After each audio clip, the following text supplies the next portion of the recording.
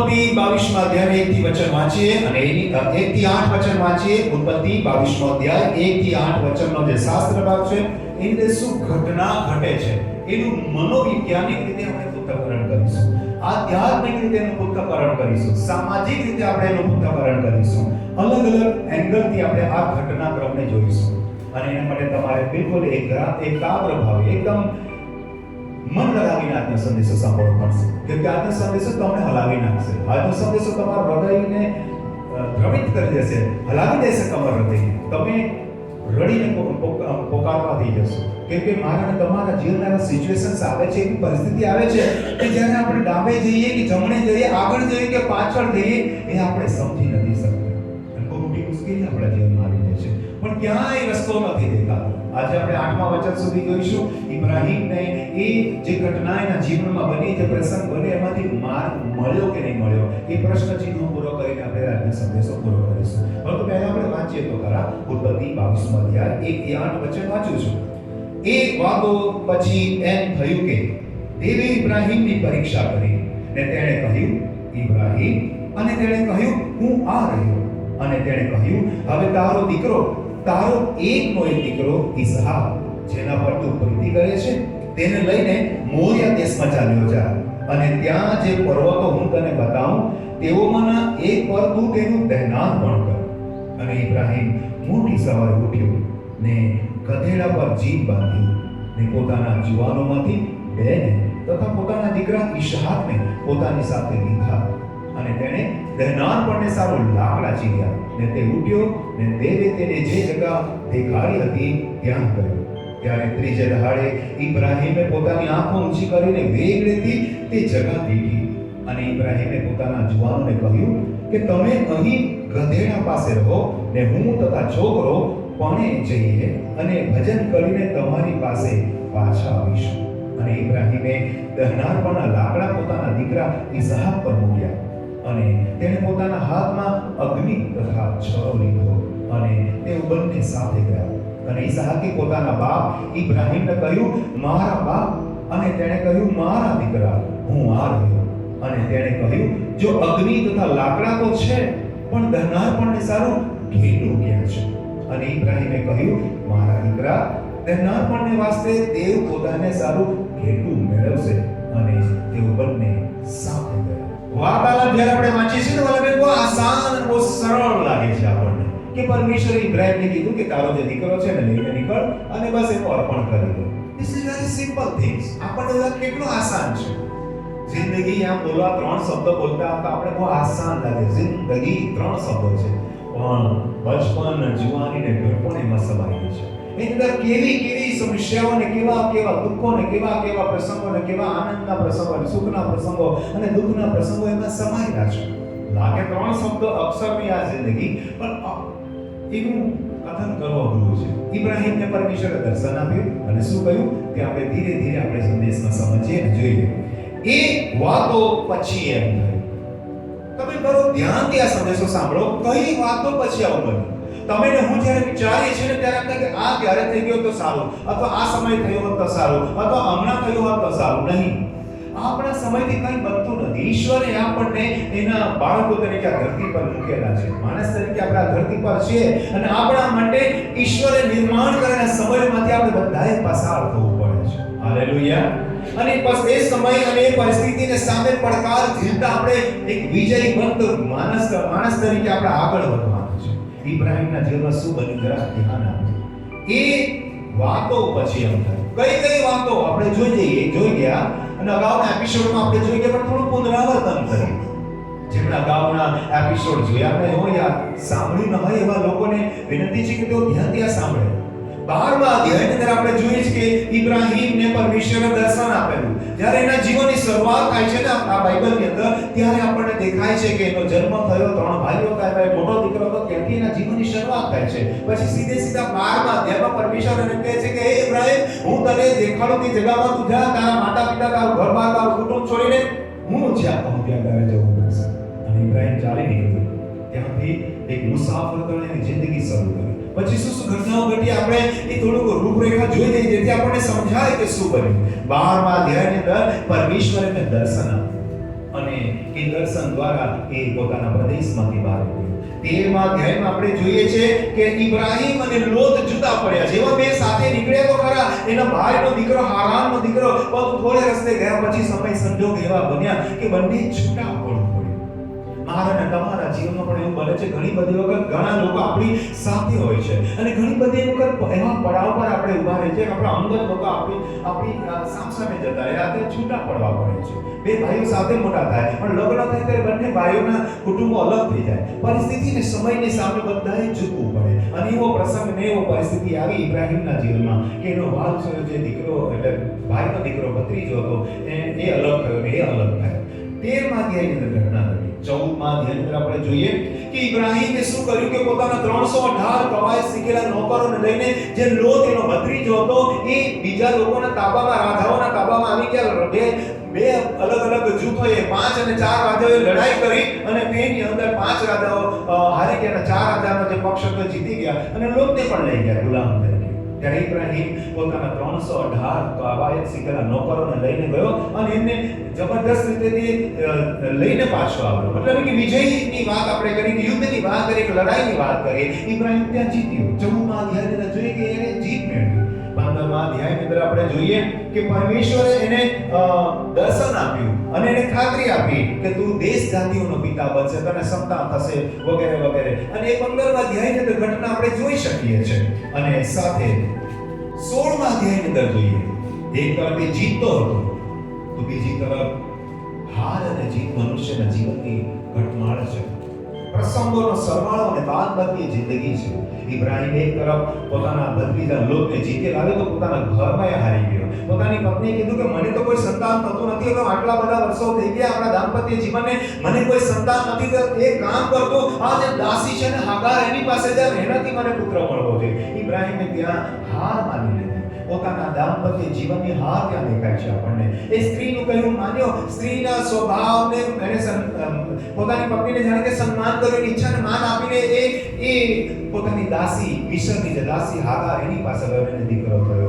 જીવનના એક એવા તબક્કામાં એને પ્રવેશ કરવો પડે. કદાચ એક સારા વ્યક્તિ તરીકે એને નહીં ગમતો હશે, પણ ના, એને કરવું પડે.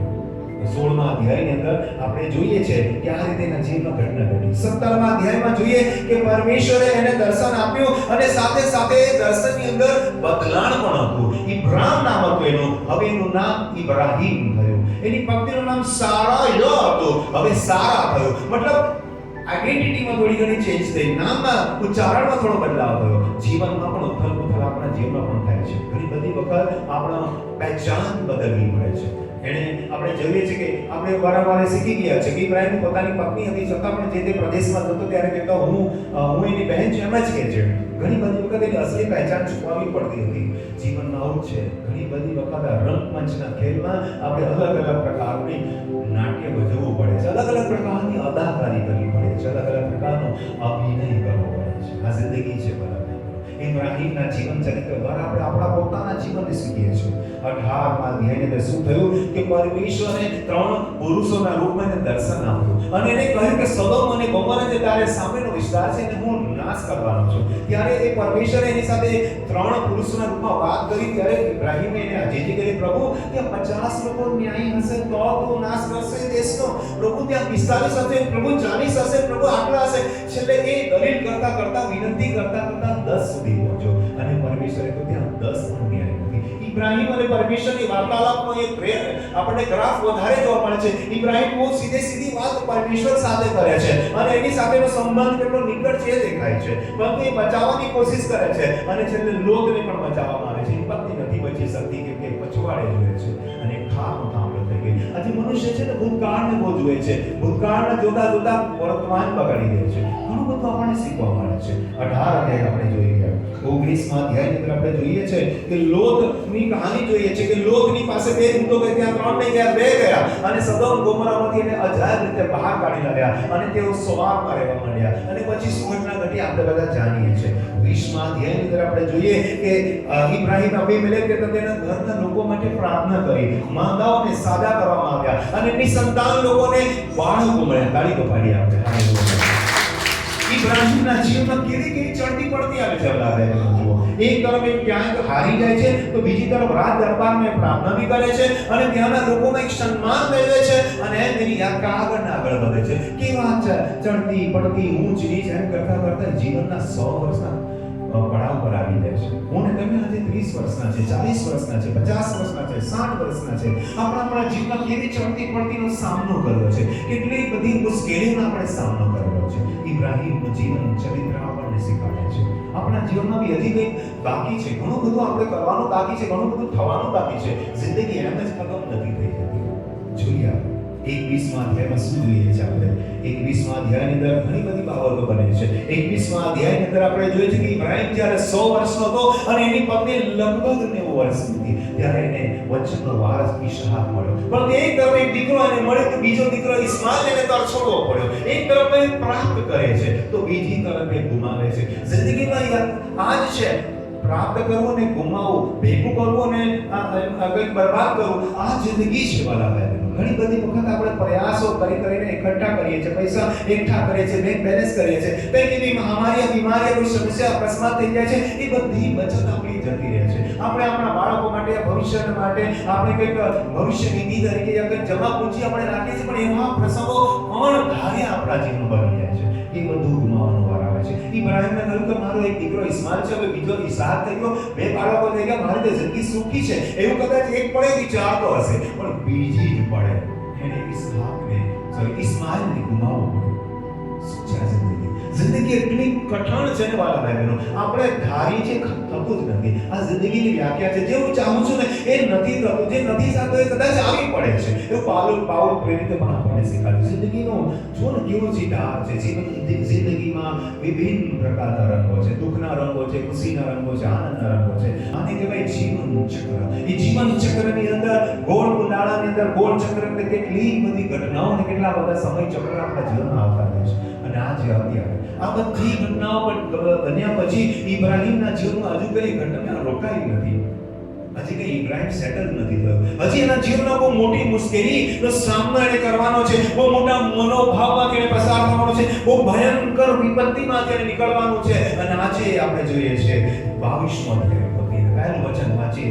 એ વાતો પછી એમ થયું, પહેલા નહીં થયું. વાત તમારા મારા જીવનમાં અણધાર્યું થઈ જાય છે. આપણા કુટુંબના બાળકો નાબાદ થઈ જાય છે, આપણા કુટુંબના પતિ મૃત્યુ પામે છે, આપણા પરિવારમાં પત્ની મૃત્યુ પામી જાય છે, આપણા પરિવારમાં આપણું જે વારસુ બાળક છે મરી જાય છે, અથવા કોઈનો અકસ્માત થાય છે, અથવા કોઈ એવી દુર્ઘટના ઘટે છે જેની આપણે કલ્પના નથી કરી. આપણું હૃદય હચમચી જાય છે જ્યારે કોઈ માઠા સમાચાર આપણા જીવનમાં સંભળાય છે, આપણને સાંભળવા મળે છે કે આવું બન્યું, તે આપણે ધાર્યું પણ નથી હોતું, આપણે વિચાર્યું પણ નથી હોતું. એવી ઘટના આપણા જીવન બની જાય તો આપણે કાપે લોહી નહીં નીકળે એવી સ્થિતિ હોય છે. ઇબ્રાહીમના જીવન પણ અત્યારે એવી જ ઘટના આગળ વધવા જઈ રહી છે. આ બધી ઘટનાઓ એના જીવનમાં વિજય પણ છે અને હાર પણ છે, એના જીવનમાં પ્રાપ્તિ પણ છે ને એને ત્યાગવું પણ પડે છે. આના જાના એ આ બધું એના જીવનમાં ચાલતું રહે છે. પણ હવે બહુ મોટા ચક્રવ્યૂહમાં એ ફસવાનો છે. એ બહુ મોટા ચક્રવ્યૂહમાં એ બચશે કે નહીં બચશે એ આપણે આ એપિસોડમાં જોવાના. શું થવાનું છે એના જીવનમાં, એવી રીતે કેવી વિપત્તિ એના જીવનમાં આવી ગઈ, એવી રીતે કેવો પ્રસંગ એના જીવનમાં આવી ગયો, શું થયું એના જીવન.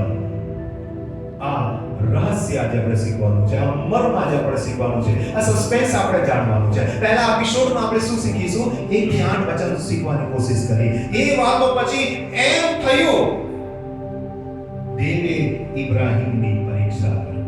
12મા અધ્યાયથી લઈને 20મા અધ્યાય સુધી દેવે ઇબ્રાહીમની સાથે વાત કરી. દેવે ઇબ્રાહીમની સાથે વાત કરી. God spoke to Abraham, but this is the very different thing. આજે ઇબ્રાહીમની સાથે વાત કરવા પહેલા જ ઈશ્વરે એક બીજો નિર્ણય કર્યો. ઇબ્રાહીમના વિશ્વાસની પરીક્ષા છે.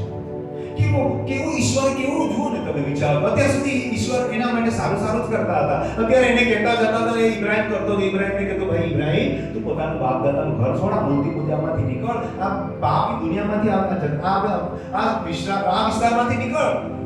ઇબ્રાહીમે માની લીધું. જ્યારે પરમેશ્વર ઇબ્રાહીમને માટે કહ્યું ત્યારે ઇબ્રાહીમે માની પણ લીધી છે. અને ત્યારે ઇબ્રાહીમની કઈ ભલાઈ હતી, કઈ સારી બાબતની માની. પણ અત્યારે ઇબ્રાહીમને કહેવા પહેલા જ જો શબ્દ શું લખેલો છે? દેવે ઇબ્રાહીમને કહ્યું નથી લખ્યું. સૌથી પહેલા શબ્દ લખ્યો દેવે ઇબ્રાહીમની પરીક્ષા કરી. કર્યું નથી હજી તો કર્યું. પરીક્ષા કરી અને હવે કહેશે, હવે કારણ બતાવશે. દેવે ઇબ્રાહીમની પરીક્ષા કરી ને તેણે કહ્યું ઇબ્રાહીમ, અને તેણે કહ્યું હું આ રહ્યો. વાલા ભાઈ બહેનો, જ્યારે વચન વાંચીએ છીએ ને આપણને બહુ સાધારણ લાગે છે. તમારું મારું જીવન સવારે ઉઠે છે ને રાત્રે ઊંઘી જાય છે સાધારણ લાગે છે. નહીં, હર પળે તમારા અને મારા જીવનમાં કેવી ચડતી કેવી પડતી આવે છે, કેવા મનોભાવમાંથી આપણે પસાર થવું પડે છે, સુખ દુઃખમાંથી આપણે પસાર થઈ ગયા છે, પોઝિટિવિટી નેગેટિવિટીમાંથી આપણે પસાર થવું પડે છે. આ જિંદગી છે. જીવનને જીવવા માટે રોજ હર પળે આપણે મોતને માત આપીને ઉઠીએ છીએ. હાલેલુયા, બોલો હાલેલુયા. હર સમયે હર સવારે આપણે મોતને માત આપીને ઉઠીએ છીએ. જ્યારે રાત્રે આપણે ઊંઘીએ છીએ ને આપણને ખબર નથી હોતી કે આગલી સવાર મારા માટે છે કે નહીં, પણ છતાં આપણે ઉઠીએ છીએ. દેવે શું કહ્યું? ઇબ્રાહીમ. શું કહ્યું? ઇબ્રાહીમ. એનું નામ બોલ્યા. અને ઇબ્રાહીમે શું કર્યું? એને હું આ રહ્યો. જો તમે એક જ વચનની અંદર આ એક વચન બહુ અલૌકિક રીતે આપણને શીખવા મળે છે. જેવું પરમેશ્વર કીધું ઇબ્રાહીમ, તો ઇબ્રાહીમે તરત જ એને રિપ્લાય આપ્યો, હું આ રહ્યો, આઈ એમ હિયર ગોડ. પ્રભુ અહીંયા છે. બોલો શું છે? મતલબ તમે જોઈ પરમેશ્વર અને ઇબ્રાહીમની વચ્ચેનો જે સંબંધ છે ને બહુ ગાઢ બની ગયો છે. 12મા વચનમાંથી 12મા અધ્યાયથી આપણે જોતા 21મા અધ્યાય સુધી જોતા આવે તો એ ધીરે સંબંધ સ્થાપિત થાય છે. જ્યારે ઇબ્રાહીમ અને પરમેશ્વર વાત કરે છે તો બહુ લાંબી વાત પ્રભુ કરે છે. પછી ઇબ્રાહીમ ની વાત કરે કે મને તો કેવી રીતે બાળક થશે, હું તો ગોડો થયો, મારી પત્નીની ઘરડી થઈ ગઈ. મતલબ ઘણું એમની અંદર ચર્ચા વિચારણા થાય છે. તો એ પહેલો શબ્દ જે પરમેશ્વર બોલે ઇબ્રાહીમ, તો ઇબ્રાહીમ કહે કે પ્રભુ અહીંયા છું. કેટલું નિકટતા દેખાય છે. પરમેશ્વર અને મનુષ્ય વચ્ચેનો જે સંબંધ છે બહુ નિકટ દેખાય છે. ઇબ્રાહીમ અને પરમેશ્વર વચ્ચેનો બહુ નિકટતાનો આધ્યાત્મિક સંબંધ છે. જ્યારે તમે ને હું પણ આવું છે. જ્યારે આપણે ઈશ્વર સાથે સંબંધ સ્થાપિત કરીએ છીએ ત્યારે દુઃખ આપણા પર આવે છે, ત્યારે આપણે જેમ હું ધાર્મિક બનતો ગયો, જેમ આધ્યાત્મિક બનતો ગયો, જેમ હું પ્રાર્થના કરતો, જેમ વિશ્વાસમાં મજબૂત બન, મારા જીવનમાં કેમ મુશ્કેલીઓ વધી. ઇબ્રાહીમના જીવન ચરિત્ર દ્વારા આપણે શીખીએ કે ઇબ્રાહીમ અને પરમેશ્વર વચ્ચે ગાઢ સંબંધ હતો, પણ સામે મુશ્કેલી પણ એટલી મોટી હતી. સંબંધ જેટલો વિશાળ અને મજબૂત હતો ને, સામે મુશ્કેલી પણ એટલી મોટી જ આવવાની છે. ધ્યાનથી આપણે સાંભળીએ, શીખીએ, આપણે સમજીએ. ઇબ્રાહીમ અને તેણે કહ્યું હું આ રહ્યો, અને તેણે કહ્યું હવે તારો દીકરો. કોનો દીકરો? તારો દીકરો. બીજા દીકરાની વાત નથી કરતા પરમેશ્વર. તારો દીકરો. જરા સ્પષ્ટીકરણ બરાબર ધ્યાનથી સાંભળજો. તારો દીકરો, તારો એકનો એક દીકરો ઈસહાક. ધ્યાનથી સાંભળો. જેવું ઇબ્રાહીમની સાથે વાત પરમેશ્વરે આરંભ કર્યો, ઇબ્રાહીમ એની તરત પરમેશ્વરને એને રિપ્લાય કર્યો હું આ રહ્યો. તો હવે બીજા જે શબ્દો પરમેશ્વરના છે તે જોવું કેવા છે.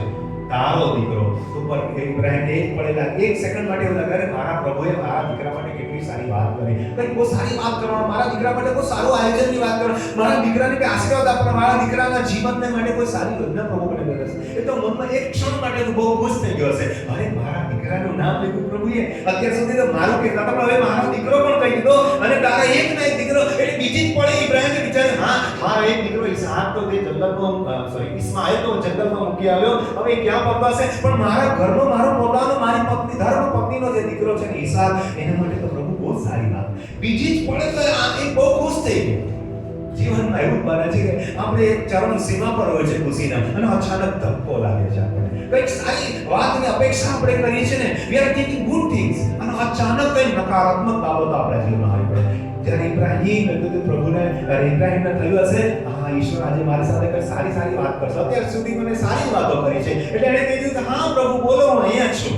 બીજી વખત એણે કીધું પ્રભુએ કે તારો દીકરો ને તારો એક દીકરો. એટલે તરત ઇબ્રાહીમના મનમાં જન્મગાંઠ થયો કે આ મારા દીકરા વિશે પ્રભુ કંઈક બહુ સારું કહેવાના, બહુ આનંદની વાત કરશે, મારા દીકરાના જીવનમાં કંઈક બહુ સારીની વાત કરશે. અને ત્રીજી વાત પરમેશ્વરે કરી, જેના પર તું પ્રીતિ કરે છે. એટલે ઇબ્રાહીમ તો ત્રીજી પડે એમ થયું, અરે મારો કેટલો વાલો દીકરો છે ને, એના માટે પ્રભુ બી કહે છે કે હું આ કેટલો પ્રેમ કરું છું. ત્રણ શબ્દોમાં ત્રણ અલગ મનોભાવ. ધીરે એના મનોભાવ હાયર કેટેગરી પર જવા માંડ્યા. ઇબ્રાહીમ તો ખુશ થઈ ગયો, પ્રભુ અહીંયા છું. બીજી વાત કરી કે તારો દીકરો ને તારો એકનો એક દીકરો, ત્યારે બહુ ખુશ થઈ ગયો. અને ત્રીજી વાત જ્યારે પરમેશ્વરે કરી, તારો કેવો દીકરો જેના પર તું પ્રીતિ કરે છે, તારો બિલોવડ સન, તારો પ્રિય જે દીકરો છે ને. અહીંયા સુધી જ્યારે આપણે અલ્પ વિરામ સુધી અટકીએ છીએ તો ઇબ્રાહીમના જીવનમાં અલ્પ વિરામ નથી. ઇબ્રાહીમના જીવનમાં તો આનંદની છોડો ઉછળી ગઈ. અરે મારા દીકરા માટે માટે ઈશ્વર કઈ આજે કહે છે, મને બી 12મા અધ્યાયમાં કીધેલું, આજે મારા પર દીકરા માટે, મારા જે નાનો બચ્ચુડો છે એના માટે પણ જરા ધ્યાન આપો. તેને લઈને મોરિયા દેશમાં ચાલે છે. હજી ઇબ્રાહીમનો ગ્રાફ વધ્યો. અરે પ્રભુ તો મને આ જગ્યા પર નથી રાખવા દેવા માંગતા. મારા દીકરાને લઈને ક્યાં જવા કહે છે? મોરિયા દેશમાં, એક અલગ દેશમાં. એ મોરિયા દેશ શું છે તમને સમજાવું. મોરિયા દેશ એક પર્વતમાળાઓનો શહેર છે. જે રીતે આપણે ત્યાં સહ્યાદ્રી પર્વતમાળા છે, સાતપુડા પર્વતમાળા છે, એવા પર્વતોની હરોળ હોય. અને તમે ધ્યાનથી સાંભળજો, જ્યાં પર્વતો વધારે હોય ત્યાં નદી નાળા વધારે હોય, ત્યાં લીલો ચારો વધારે હોય, ત્યાં હરિયાળી વધારે હોય, ત્યાં મતલબ ઘેટા બકરાઓને પાળવા માટે આપણે ડુંગર પર એમને ચરાવી શકીએ, મતલબ લીલો ચારો વધારે હોય, ત્યાં માણસોની વસ્તી કરતા ઢોરઢાકને માટે વધારે સારું હોય, કે નદી નાળા હોય, આજુબાજુ પર્વતોમાંથી નદી વહેતી હોય. મતલબ જ્યારે મોરિયા દેશની વાત કરી તો હજી ઇબ્રાહીમને ખુશી થાય, મોરિયા દેશમાં પ્રભુ મને લઈ જવા માંગે છે. એવા દેશમાં જ્યાં પર્વતો છે, અથવા તો જ્યાં લીલો ચારો છતાં નદી નાળા અને ખળખળ વહેતી નદીના કિનારે પ્રભુ મને કેવો એ ખુશ થઈ ગયો છે. એના મનમાં એવા લડ્ડુ ફૂટતા હશે કે વાહ, પ્રભુએ મારા દીકરાનું નામ લઈ લીધું અને મારા એ હું જેને કેટલો પ્રેમ કરું છું એ બી પ્રભુ મને કહી દીધું. અને પ્રભુ અહીંથી મને ક્યાં લઈ જવા માંગે છે? મોરિયા દેશ, પર્વતોની જે હારમાળાઓ છે એવા પ્રદેશમાં મને લઈ જવા. વાહ ભાઈ વાહ. પણ સાંભળો, જ્યારે આપણે બહુ ખુશ હોઈએ છીએ, જ્યારે આપણે બહુ આનંદ આવે, ત્યારે ક્યારેક એવા પડઘા આપણા જીવનમાં પડે છે કે આપણે હારી જઈએ છીએ. ઇબ્રાહીમ અત્યારે આનંદની ચરમ સીમા પર હતો. ખુશીના માહોલમાં એનું મન આનંદથી ઉછળતું હતું. પણ શું કહ્યું? મોરિયા દેશમાં ચાલ્યો જા અને ત્યાં જે પર્વતો હું તને બતાવું. હજી એના મનમાં ખુશી થઈ, અરે પ્રભુ મને મોરિયા દેશમાં કેટલા બધા પહાડો છે, એમાં કોઈ વિશેષ પહાડ પર પ્રભુ મને લઈ જવા માંગે છે. I am so happy, I am so excited to go there. હું તો ત્યાં જવા માટે થન કરું છું, ત્યાં કંઈ સારું હશે.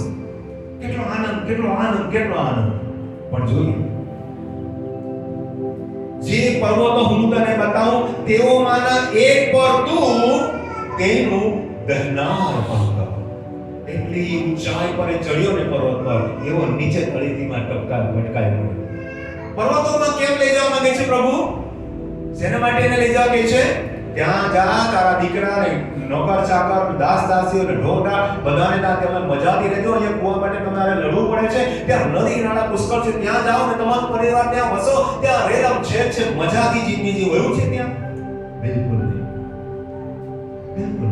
ઘણી બધી વખત આપણે આપણી અપેક્ષાઓમાં નિષ્ફળ જઈએ છીએ. ઇબ્રાહીમ અપેક્ષા કરે અહીંયા મોરિયા દેશમાં પહાડ પર નદી નાળા, ત્યાં સુંદર મજાનો દેશ, ત્યાં પણ બીજી ક્ષણે જ્યારે સાંભળ્યું કે તારા એ વાલ સોયા દીકરાનું શું કરતું? શું કર? તમે બરાબર ગુજરાતીમાં સમજો દહનાર પણ શું છે. દહનાર પણ સહી મતલબ બે શબ્દોથી જોડાયેલો શબ્દ છે, દહન અને અર્પણ. દહન કરવું એટલે સળગાવવું. મારવો નથી, એને રખવાનું એવું નથી કે તું મારી નાખ અથવા તો એને આ કરી દે, છોડી દે, એવું નથી કે ઇસ્માઈલ તેને છોડી દીધો. પણ આ દીકરા માટે તો બહુ કંપારી છૂટી જાય શબ્દો ઇબ્રાહીમને માટે સાંભળવા પડ્યા. દહન ને પછી અર્પણ, એટલે કે આ દીકરાને તારે મારવો પડશે અને તારે સળગાવવો પડશે. જેનો વહાલો દીકરો છે, જે એકનો એક દીકરો છે, એને શું કરવાનું છે? મારવાનું છે. અને એ લાકડાની જે વેદી છે, લાકડાની જે માંચડો છે, એના પર મૂકીને એને સળગાવવાનો છે. It is possible as a father. નહીં, એક પિતા માટે અશક્ય હતું. એક પિતાને પાસે એ અસંભવ હતું કે મારા દીકરાને મારા હાથે મારવાનું, અને તે પણ લાકડાનો મોટો માંચડો બનાવવો અને એને એ વેદી પર મૂકીને એને સળગાવી દેવાનું. જીવતા જીવ એને મારે અગ્નિદાહ આપવાનું. It is not possible. પ્રભુજી, આ શક્ય નથી. એક મનુષ્ય તરીકે ઇબ્રાહીમની હાર દેખાય છે. ઇબ્રાહીમ તડપે છે. હવે તડપ શરૂ થાય છે. એનું હૈયું દુઃખી થઈ ગયું. એનું મન એક ક્ષણે બીજી ક્ષણે તૂટી ગયો. કે હું તો વિચારતો હતો કે મારા દીકરાને લઈને મારે મોરિયા દેશમાં જવાનું છે. હું તો વિચારતો હતો કે ત્યાં મારે જિંદગી જીવવાની છે. આ ઘડપણની અંદર 100 વર્ષની જિંદગીમાં મારો જે છોકરો મોટો થયો છે એને લઈને મારે સારી ફળદ્રુપ ભૂમિમાં જવાનું હતું. અને બીજી જ પળે પ્રભુએ કહી દીધું કે તું એને માર અને એને સળગાવ અને એને અર્પણ કર. ઓ પ્રભુ, આ શબ્દો તમારા અને મારા છે. જ્યારે તમે હું ચાહીએ છે તો નથી બનતું ને, ત્યારે આપણે પ્રભુને તો પ્રભુ આ કેવી રીતે? પ્રભુ કેમ મારી સાથે? પ્રભુ શા માટે હું જ તને મળ્યો?